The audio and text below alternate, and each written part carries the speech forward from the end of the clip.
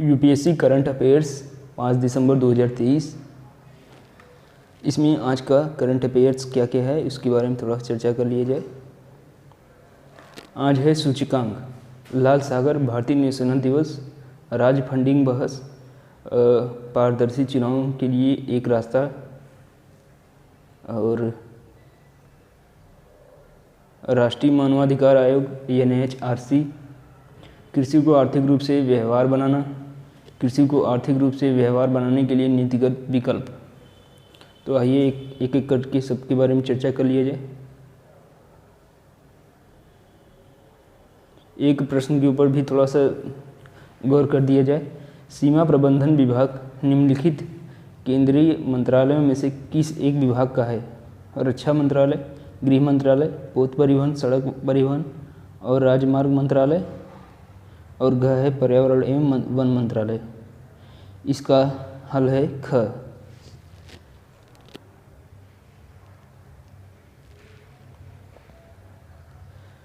चर्चा में है लाल सागर।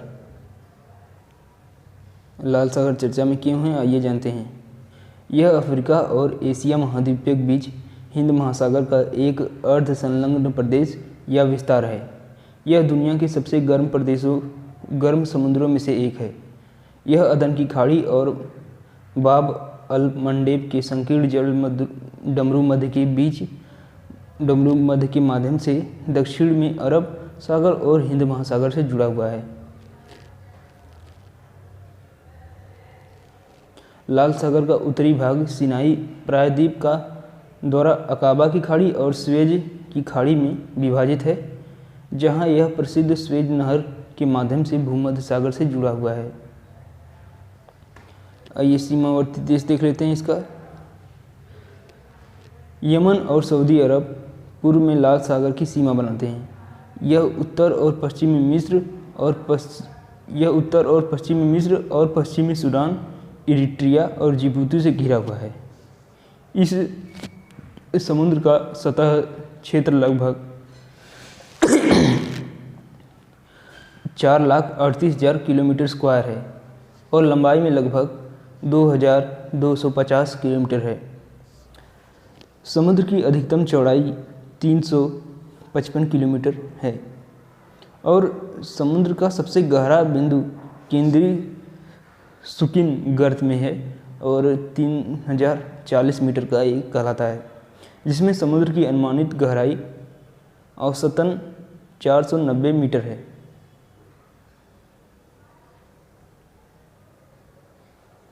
द्वीप समूह। कुछ प्रसिद्ध द्वीपों में तिरन द्वीप शामिल है, जो अकाबा की खाड़ी के मुहाने के पास स्थित है, और दास सादवान द्वीप जो स्वेद की खाड़ी के प्रवेश पर स्थित है।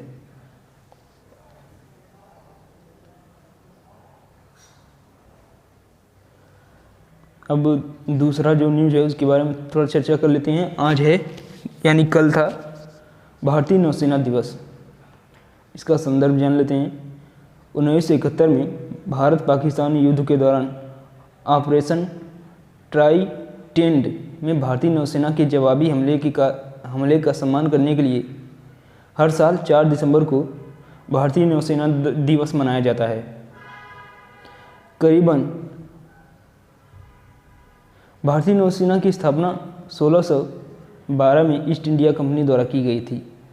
ऑपरेशन ट्राइडेंट यह 1971 में भारत पाकिस्तान युद्ध के दौरान कराची बंदरगाह पर भारतीय नौसेना का जवाबी हमला था।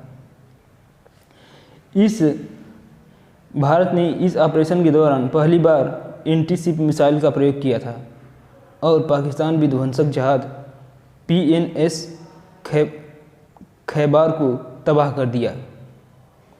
भारतीय नौसेना ने 3 युद्धपोतों INS निपत, INS निर्घाट और INS तीर ने हमले में अहम भूमिका निभाई थी।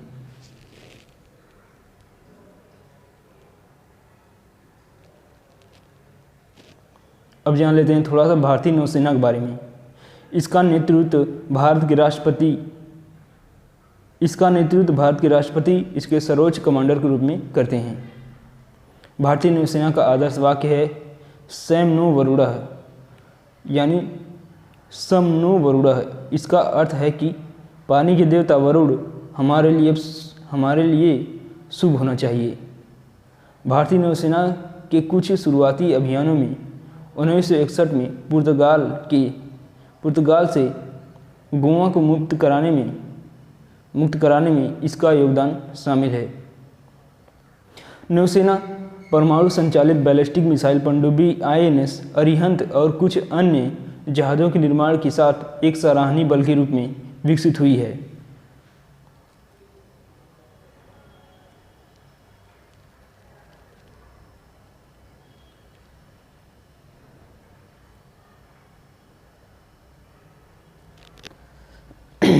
भारतीय नौसेना के पास वर्तमान में 2 विमान वाहक हैं, INS विक्रमादित्य जो एक पूर्व रूसी जहाज़ था जिसे 2013 में सेवा में शामिल किया गया था, और स्वदेशी INS विक्रांत। यह पनडुब्बियों के 3 वर्षों का संचालन करता है। चक्र, इसमें परमाणु संचालित INS चक्र, सिंधु घोष और शिशुमर। मरीन कमांडो या मार्कोस भारतीय नौसेना की विशेष बल इकाई है जिसे उभयचर युद्ध, आतंकवाद का मुकाबला, विशेष टोही, बंधक बचाव और असममित युद्ध करने के लिए प्रशिक्षित किया जाता है। उन्होंने ही सबसे पहले 26/11 के मुंबई हमलों का जवाब दिया था।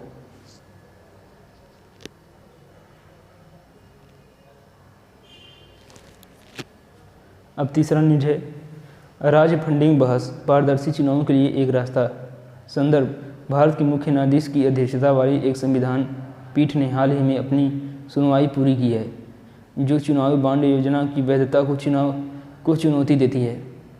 चर्चा मुख्य रूप से मतदाताओं की सूचना के अधिकार और दाताओं की गोपनीयता के परस्पर विरोधी पहलुओं को इर्द गिर्द घूमती रही।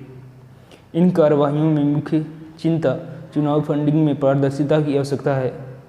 इस संदर्भ में चुनाव के राज्य या सार्वजनिक वित्त पोषण पर पुनर्विचार एक बार फिर उभरा है। चुनाव का राज्य वित्त पोषण, करीबन चुनाव के राज्य वित्त पोषण से तात्पर्य ऐसी प्रणाली से है जिसमें सरकार राजनीतिक दलों और उम्मीदवारों को चुनावी प्रक्रिया में उन भागीदारों को सुविधाजनक बनाने के लिए वित्तीय सहायता प्रदान करती है। यह फंडिंग आमतौर पर सार्वजनिक संसाधनों से प्राप्त होती है और इसका उद्देश्य निजी दान पर निर्भरताओं को कम करना, राजनीतिक अभियानों में निहित हितों को संभावित प्रभाव को कम करना है। इसका उद्देश्य चुनावी क्षेत्र में सभी प्रतिभागियों के लिए पारदर्शिता, निष्पक्ष और समान अवसरों को बढ़ावा देना है। राज्य वित्त पोषण के प्रकार, प्रत्यक्ष वित्त पोषण, इसमें सरकार राजनीतिक दलों और उम्मीदवारों को उनके चुनाव अभियानों का समर्थन करने के लिए प्रत्यक्ष मौद्रिक सहायता प्रदान करना शामिल है। अप्रत्यक्ष वित्त पोषण, अप्रत्यक्ष वित्त पोषण में सब्सिडी या मुफ्त मीडिया पहुंच, कर लाभ, अभियान सामग्री के लिए सार्वजनिक स्थानों पर मानार्थ उपयोग और उपयोगिताओं, यात्रा व्यय, परिवहन और सुरक्षा के प्रावधान शामिल हैं। भारत में चुनाव के राज्य वित्त पोषण की स्थिति। मौजूदा राज्य वित्त पोषण उपायों में आम चुनाव के दौरान राष्ट्रीय दलों के लिए और राज्य विधानमंडल चुनाव में पंजीकृत राज्य दलों के लिए सार्वजनिक प्रसारकों पर मुफ्त एयर टाइम आवंटित करना शामिल है।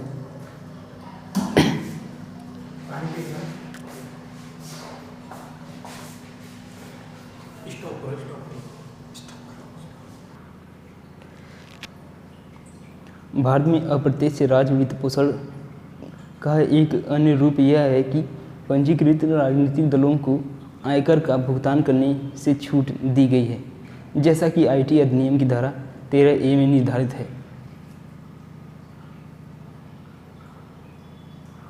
विभिन्न आयोगों ने चुनाव के राज्य वित्त पोषण के बारे में क्या कहा है। इंद्रजीत गुप्त कमेटी 1998। संवैधानिक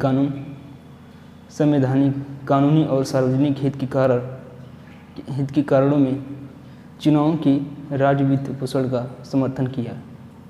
विशेष रूप से सीमित वित्तीय संसाधनों वाली पार्टियों के लिए एक निष्पक्ष खेल का मैदान बनाने का लक्ष्य है।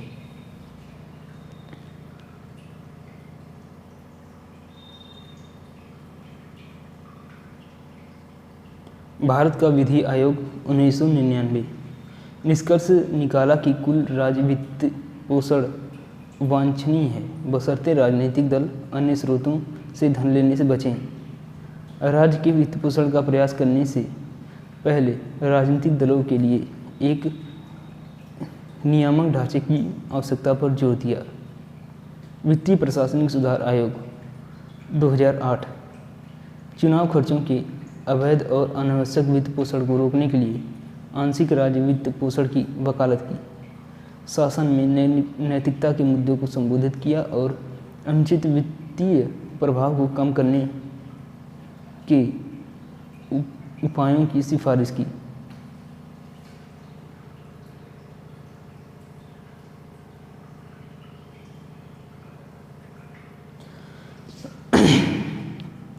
संविधान के कार्यकरण की समीक्षा के लिए राष्ट्रीय आयोग 2001 चुनाव की राज्य वित्त पोषण का समर्थन नहीं किया। राज्य के वित्त पोषण पर विचार करने से पहले राजनीतिक दलों के लिए एक मजबूत नियामक ढांचे को लागू करने की शर्त पर विधि आयोग की रिपोर्ट 1999 से सहमत हुए।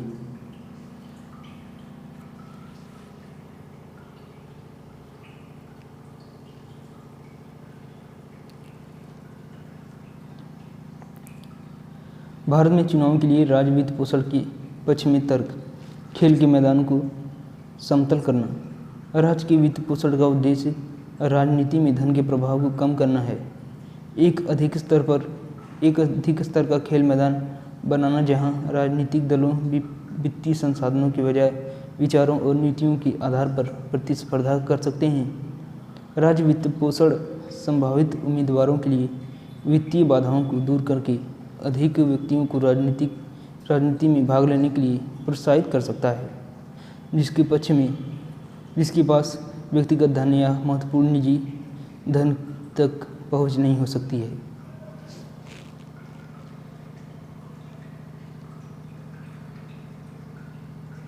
भ्रष्टाचार को कम करना।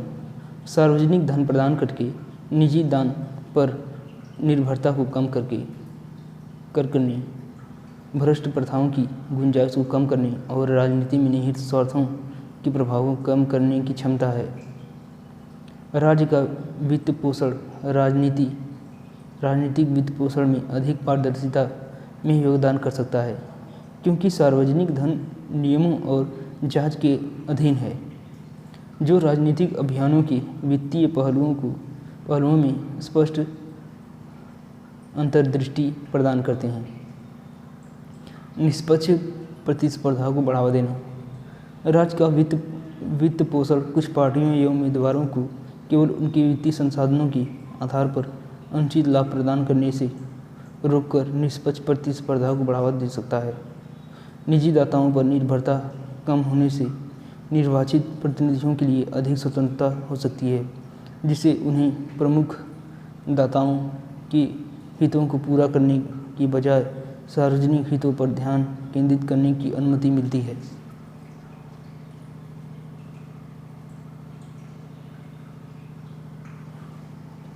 राजनीतिक दलों को मजबूत करना। सार्वजनिक वित्त पोषण राजनीतिक दलों की वित्तीय स्थिरता में योगदान कर सकता है, जिससे उन्हें प्रत्येक चुनाव चक्र के लिए अल्पकालिक धन जुटाने के बजाय दीर्घकालिक लक्ष्यों और नीति विकास पर ध्यान केंद्रित करने की अनुमति मिलती है। राज्य के वित्त पोषण में राजनीतिक दलों के बीच आर्थिक असमानताओं को दूर करने की क्षमता है, यह सुनिश्चित करते हुए कि छोटे या उभरते दलों को लोकतांत्रिक प्रक्रिया में भाग लेने का उचित मौका मिले। भारत में चुनावों के लिए वित्त पोषण के खिलाफ तर्क। करदाताओं पर बोझ। चुनाव के लिए सार्वजनिक धन का उपयोग करदाताओं पर एक अतिरिक्त बोझ डालता है, जो राजनीतिक गतिविधियों के लिए अपना पैसा आवंटित नहीं करना चाहते। भारत के पास सीमित वित्तीय संसाधन है और राज्य द्वारा वित्त पोषित चुनावों के लिए धन आवंटित करने से संसाधनों को अन्य आवश्यक सार्वजनिक सेवाओं से हटा दिया जा सकता है। दुरुपयोग की संभावना। संशयवादियों ने राज्य के धन के संभावित दुरुपयोग के बारे में चिंता व्यक्त की। सार्वजनिक संसाधनों के दुरुपयोग या विचलन को रोकने के लिए कड़े नियमों और जवाबदेही उपायों की आवश्यकता पर जोर दिया। ऐसी चिंताएं हैं कि राजनीतिक लाभ के लिए राज्य के वित्त पोषण में हेरफेर किया जा सकता है और सत्तारूढ़ पार्टी का धन के आवंटन और वितरण पर नियंत्रण है, जो संभावित रूप से चुनावी प्रक्रिया को प्रभावित करता है। निर्भरता का जोखिम।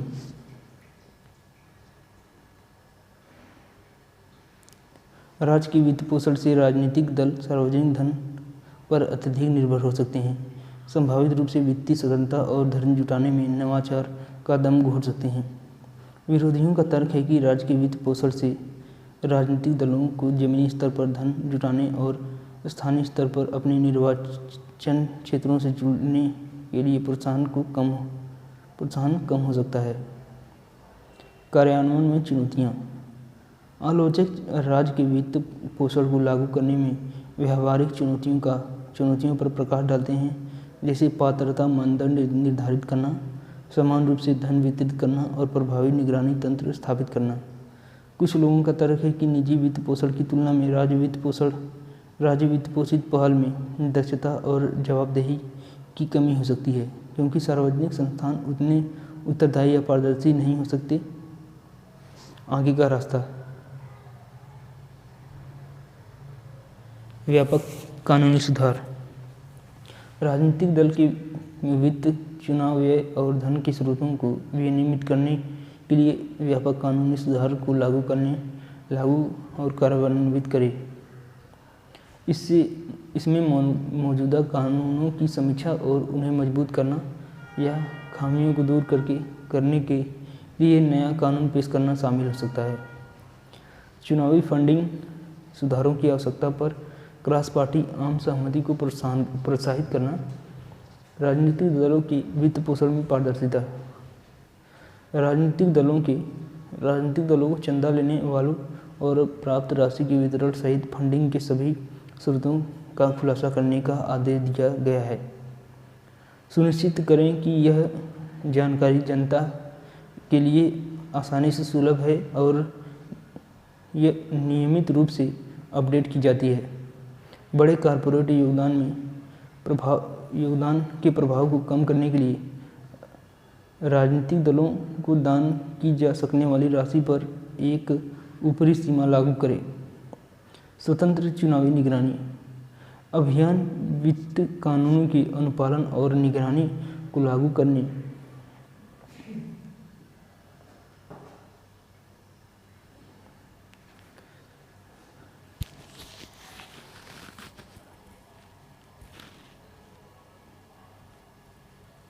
के लिए भारत के चुनाव आयोग जैसे स्वतंत्र चुनावी निरीक्षण निकायों की भूमिका को मजबूत करना। इन निकायों को पर्याप्त संसाधन और स्वायत्तता प्रदान करें।